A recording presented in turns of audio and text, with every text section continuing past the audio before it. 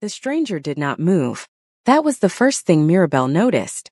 Every other person in the Grand Obeisai Hall reception was in motion. Glasses lifting, conversations threading through the golden air, silk and linen shifting as bodies turned toward each other with the particular warmth of people celebrating something real. But this woman stood absolutely still in the doorway, the chandelier light falling across her like it had been arranged specifically for her arrival, and watched Mirabelle with ice-gray eyes that did not blink often enough to be comfortable. Mirabelle's fingers tightened around her glass. Vivian was still beside her, and Mirabelle felt rather than saw her go quiet in a particular way, the way of someone who had just recognized something they had hoped would not appear tonight. "Who is she?" Mirabelle asked. Her voice was steady. Her chest was not. Vivian took a slow breath. "Her name is Countess Alara Voss." The name landed in the air between them and stayed there. "She's on the Lumiere board," Vivian continued, her voice dropping low beneath the noise of the reception. "Silent member. 19 years. She doesn't design, she doesn't perform. She just decides. Who gets through? Who doesn't?" Mirabelle looked at the woman again. Alara Voss stood in a floor-length silver-white structured gown, architectural, severe, the kind of garment that functioned more as armor than clothing. Her silver blonde hair was pulled into a chignon so precise it looked engineered. Around her neck, a single strand of diamonds that caught the light with every breath she took. She was looking at Mirabelle the way people look at problems they have already solved. "Why is she here?" Mirabelle asked. "Because you won," Vivian said simply. "And she didn't want you to." Welcome back to Black Silk Stories, the home of Afro-Korean stories that hit different.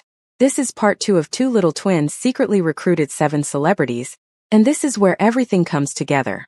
Subscribe, drop a comment, and do not go anywhere. Across the golden reception hall, at a small table near the east window dressed in cream linen and a single white orchid, 2 small figures sat with their backs very straight and their eyes moving across the room like radar. Arya had changed into her second outfit for the evening reception, a deep burgundy silk dress with gold hanbok-inspired collar detailing and Kent print panels at the hem, her hair now pinned up in an elegant puff secured with gold pins, 2 small pearl drop earrings at her ears. She looked like a miniature diplomat. Zion sat beside her in a fitted ivory suit with a mandarin collar, subtle gold Korean embroidery running along the shoulders, a deep burgundy pocket square folded with a precision that suggested their father had been involved. He had his notebook open on the table. He was not looking at the notebook. He was looking at the woman in the doorway. "I've seen her before," he said quietly. Arya did not look at him. She was watching the same woman. "Where?" "Earlier. Before the show. She was in the corridor near the judge's room." He paused. "She was talking to a man in a gray suit. I was looking for the bathroom." Arya turned to look at her brother now. What were they saying? Zion's jaw moved slightly the way it did when he was organizing something in his mind. "She said." He stopped, looked around the table. Satisfied that no adult was close enough to redirect them, he continued. "She said, the commission cannot go to that girl. Make sure the paperwork disappears before morning." The table went very quiet. Arya stared at her brother. "She said that. And then she said something else." His voice dropped further. "She said her mother was the same, talented and naive. And I handled that too." The silence between them had weight now. Arya picked up her glass of juice very slowly, took a measured sip, set it down, and folded her hands on the table in front of her with the careful deliberateness of someone arriving at a decision. "We need a plan," she said. Zion had already opened the notebook. Renee Dojin moved through the reception in a deep forest green off-shoulder gown. Silk floor length, with delicate gold beading along the neckline that caught the chandelier light with every step. Her natural hair was pinned in an elaborate updo threaded with gold. And at her wrist a gold cuff that Juan had given her on their anniversary 3 years ago. She was looking for her children with the particular radar of a mother who had not seen them in 12 minutes and had begun to feel it. She found them at the east window table, both sitting very straight, both looking entirely too composed. "Why do you look like that?" she asked, sitting down beside Arya. "Like what?" Arya said. "Like you are planning something."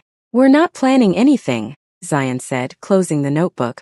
Renee looked at the closed notebook, then at Arya, then at Zion. "Where is your father?" "He went to get you water," Arya said helpfully. "Arya. Iyama." Zion leaned forward slightly and lowered his voice. If someone was trying to hurt Auntie Mirabelle's dream, her whole future, what would you do? Renee went very still. What do you know? What would you do? He repeated. Renee Dogen looked at her 7-year-old son for a long moment. Then she sat back, crossed one leg over the other, and in a voice that was very quiet and very composed said, "Tell me everything." Juan Dogen returned with 2 glasses of water to find his wife and both children leaning toward each other over the table in intense, low-voiced conversation. He set the glasses down, read the energy of the table in approximately 4 seconds, pulled out a chair and sat down. "What happened?" he said. 3 faces turned to him simultaneously.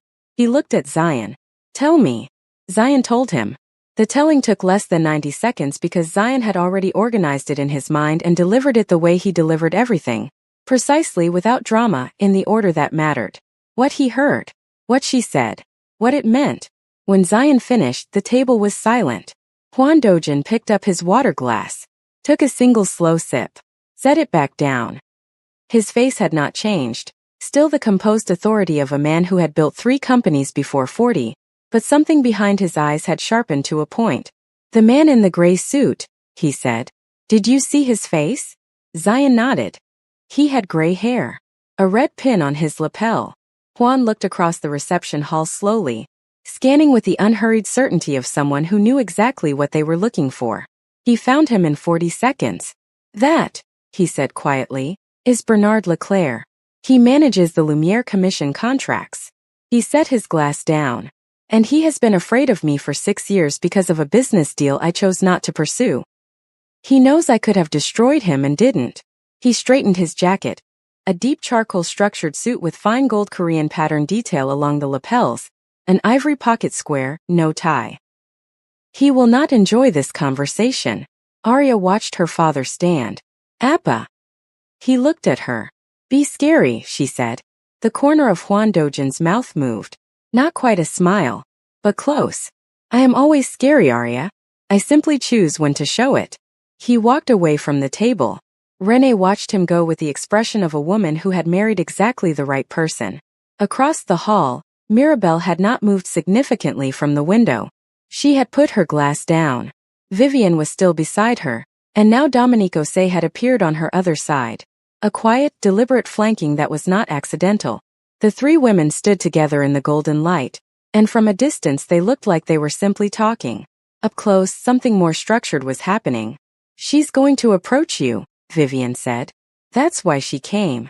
Not to cause a scene. Alara never causes scenes. She comes quietly and she makes you believe you have no choice." "What does she want?" Mirabelle asked. "She wants you to walk away from the commission," Dominique said. Her voice was the kind of low that carried anyway. "She'll make it sound reasonable. She'll tell you the commission isn't right for you yet, that you need more time, more experience. She'll wrap it in something that sounds like advice. And if I don't walk away?" The 2 women exchanged a look. "She'll find another way," Vivian said. "She always does." Mirabelle looked across the room at Alara Voss, who was now moving slowly, deliberately, cutting through the reception with the patience of someone who had never once needed to hurry because the outcome was always already decided. Something moved through Mirabelle's chest. Not fear. Something older than fear. Something that had been building since she was a little girl watching her mother sketch at a kitchen table at midnight, whispering about Paris and collections, and a dream that quietly went nowhere without her mother ever understanding why. Her mother was the same, talented and naive, and I handled that too. Mirabelle did not know yet that she had heard those words. She did not know that Zion had heard them first. But she felt them, the way you feel the shape of something true before anyone has told you its name. She straightened her gown, the ivory and black structured gown of her own design, its lines clean and certain, and turned to face the direction Alara Voss was coming from. "I'm not walking away," she said. Vivian looked at her. "From anything," Mirabelle said. Alara Voss moved through the crowd the way cold air moves through a warm room. You felt it before you saw it. People stepped aside without quite knowing why. Conversations paused. Glasses stilled. She stopped in front of Mirabelle at a distance that was close enough for conversation, and far enough to suggest that she had not yet decided to fully engage. The physical grammar of someone who believed they held all the power in a space. She looked at Mirabelle for a moment the way you look at a painting you have mixed feelings about. "Congratulations," she said. Her accent was precise, European, each word placed with the deliberateness of someone who had never once spoken carelessly. Your collection is remarkable. Thank you, Mirabelle said. You have real talent. She tilted her head slightly. Which is why I think it would be a shame for it to be wasted on an opportunity you are not yet ready for.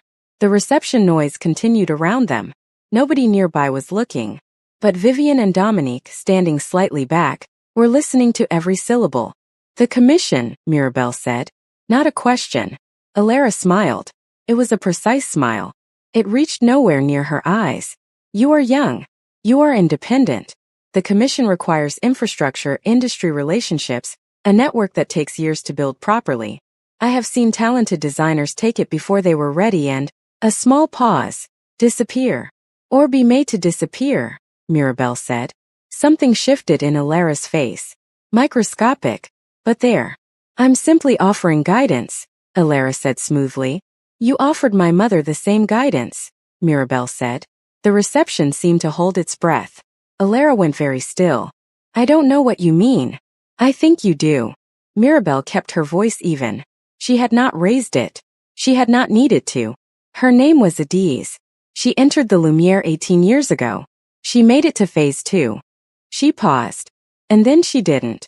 And she never understood why. And she died not understanding why. The ice-gray eyes did not move. But something behind them did. I cannot be responsible for every designer who. Her name, Mirabelle said quietly, was Adiz. Say it.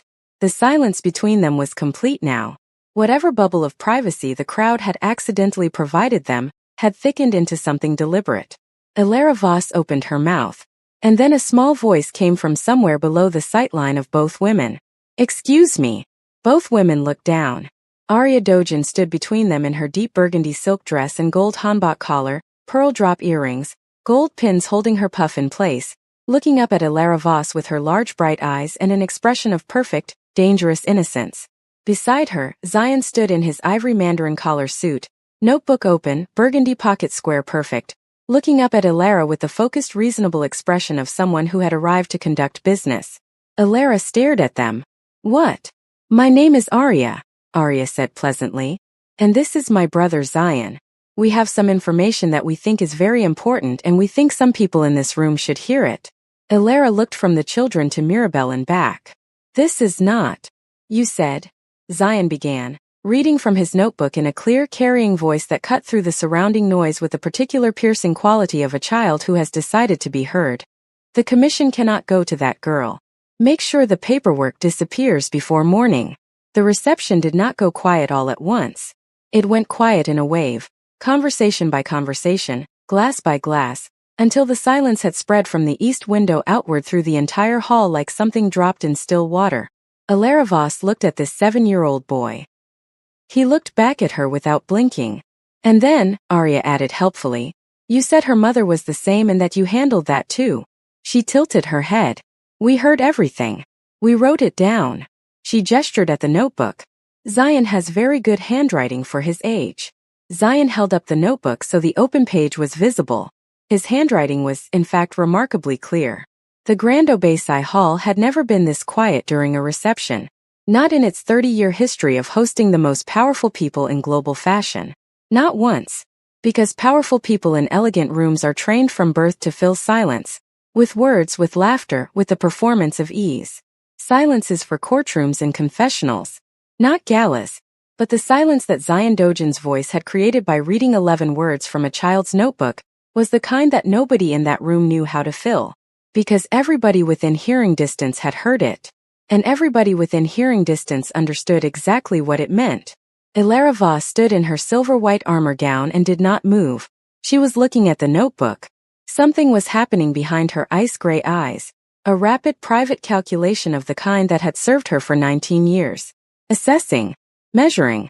Looking for the exit from a situation she had never once anticipated because she had never once been caught. Not like this. Not in a room full of witnesses. Not by a 7-year-old boy with a burgundy pocket square and remarkable handwriting. That notebook, she said finally, her voice still precise, still controlled, contains the imagination of a child. Nothing written there is admissible. Juan Dojin's voice came from the left. He walked through the parted crowd with the unhurried authority of a man who had chosen his moment and arrived in it exactly on time.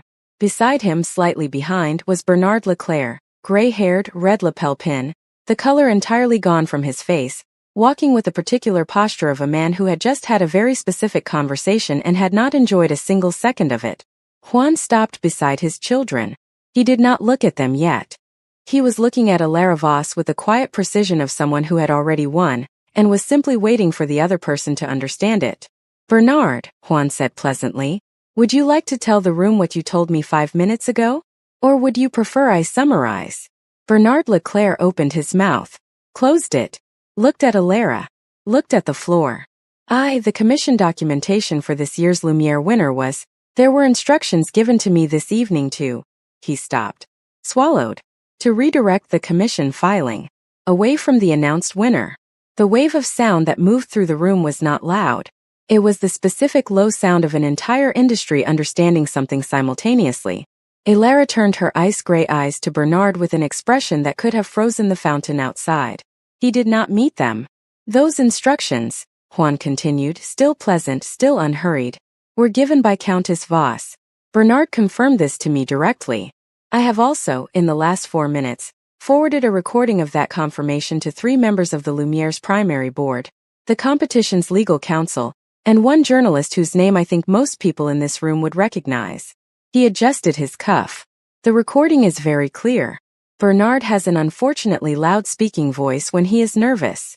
Renée Dojin appeared at the edge of the crowd in her forest green beaded gown, watching her husband work with the expression of a woman who had never once doubted her choice, and moments like this were simply the confirmation of what she already knew. Arya looked up at her father. He looked down at her briefly. She gave him the smallest nod. He returned it, then looked back at Alara Voss. "Countess Voss," he said, "I believe the Lumiere board will want to speak with you. Tonight, I imagine. Not tomorrow." He tilted his head slightly. "I would not make plans." What happened next moved quickly and quietly, the way serious things do in elegant rooms. Not with shouting or dramatics, but with the swift, decisive movement of people who had authority and were now using it. 2 members of the Lumiere's primary board appeared from somewhere in the crowd and approached Alara with the careful professionalism of people handling something that needed to be handled correctly. Bernard Leclerc was already on his phone in the corner, the red pin on his lapel looking somehow less significant than it had an hour ago. Alara Voss walked out of the Grand Obéi Hall between 2 board members with her spine perfectly straight and her chignon perfectly intact and her face carrying an expression that had finally, completely, run out of performance. She did not look back. The door closed behind her. The reception exhaled. Mirabel had not moved. She was standing exactly where she had been standing when Arya and Zion appeared between her and Alara, and she was standing there still, her ivory and black gown perfectly composed around her, her hands at her sides, her face doing something complicated that she had not yet fully translated even for herself. Vivian came to stand beside her, said nothing for a moment. "She did it to my mother," Mirabel said. Her voice was very quiet. 18 years ago, my mother entered this competition. She made it to phase 2 and then, she stopped. We never knew why it ended. She never knew. She thought it was her. She thought she wasn't good enough. She spent the rest of her life thinking she wasn't good enough. The chandelier light fell across her face and caught the brightness in her eyes that she was not blinking away. "She was good enough," Vivian said. "I know." Mirabel pressed her lips together. "I know she was. And you are more than good enough." Vivian turned to face her fully. "And the commission is yours. It was always yours. Tonight just made it undeniable." Mirabel looked at her for a long moment. Then she looked across the room, at Renée standing near the edge of the crowd, at Juan straightening his jacket and saying something quietly to a board member, at the 7 celebrities who had worn her designs tonight, and were now gathered in a loose circle talking with the particular animated energy of women who had been part of something and knew it. And then she looked down. Arya and Zion were standing directly in front of her. Arya had her hands clasped behind her back. Zion had his notebook tucked under his arm. Both of them were looking up at her with the expressions of people who had completed a mission and were waiting for the debrief. Mirabel looked at these 2 children for a long time. "You heard her," she said. "Earlier. In the corridor." "I was looking for the bathroom," Zion said. "And you wrote it down." He held up the notebook. I always write things down. And then you waited, Mirabel said slowly. You sat at that table and you waited for exactly the right moment. We didn't want to upset you before you won, Arya said simply. You needed to win first. Then we could fix the other thing. Mirabel stared at her niece. The other thing, she repeated. The commission thing, Arya clarified helpfully. And the mean lady. Zion nodded. We handled the mean lady. Mirabel pressed both hands over her mouth. Her shoulders moved. For a moment it was not clear whether she was laughing or crying, and then it became clear that she was doing both simultaneously. The kind of laughter that comes from somewhere so deep it brings tears with it. The kind that happens when relief and grief and joy arrive in the same moment and the body simply cannot process them separately. She crouched down to their level. She looked at Arya, Zion, at these two extraordinary 7-year-old people, who had stopped a Bentley and prayed for 7 and written down 11 words, in a notebook that had dismantled 19 years of careful, cruel architecture. Your mom and dad, she began. We know, Zion said. You don't know what I was going to say. You were going to say our mom and dad would be proud. He looked at her with his calm, certain eyes. But actually we think your mom and dad would be proud. That's more important right now. Mirabel looked at this boy. Then she pulled both children into her arms and held them the way you hold something you are terrified of losing and enormously grateful for, and cannot believe is yours. Arya patted her back with great seriousness. It's okay, Auntie Mirabel. We planned the whole thing. I know you did, baby. Zion wrote the plan in Korean so nobody could read it. Only 3 words were Korean, Zion said from somewhere near Mirabel's shoulder. The rest was just bad handwriting. Mirabel laughed again. Cleaner this time, just laughter. The grief temporarily set down. She held them tighter. Renee found them like that and stopped walking. Juan came to stand beside her. Looked at the 3 of them on the floor of the Grand Obasai Hall. The tall, curvy young woman in her ivory and black gown and the 2 small children in their burgundy and ivory finest, tangled together in the middle of the most prestigious fashion event of the year, completely unbothered by any of it. Renee leaned slightly into her husband. Juan put his arm around her without looking away from the scene in front of them. Your children, Renee said softly. Our children, he said.